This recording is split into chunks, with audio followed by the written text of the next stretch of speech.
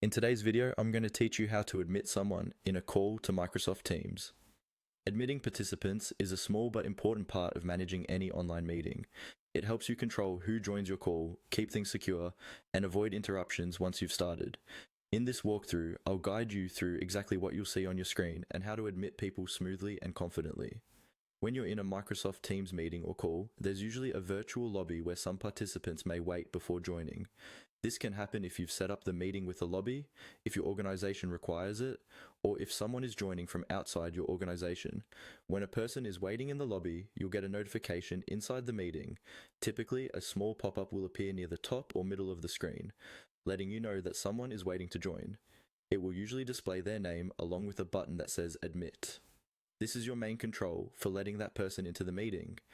When you see this notification, simply move your mouse over to it and click on Admit. As soon as you do, Teams will bring that person from the lobby directly into the call, and they'll be able to see and hear what's happening.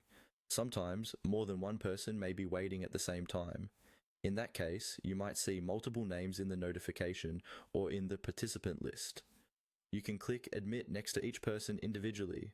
This gives you control over exactly who enters the meeting and when. If you're not sure who someone is, you can take a second to check their name before admitting them, especially in larger or more sensitive meetings. If you miss the pop-up notification or it disappears, don't worry. You can still admit people from the participant panel.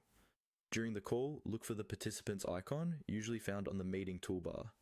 Click it to open the list of everyone in the meeting, as well as those waiting in the lobby. Anyone who is waiting will be clearly labeled, and you'll see the Admit option next to their name. Click Admit, and they'll be brought into the call right away. That's all there is to it. By watching for the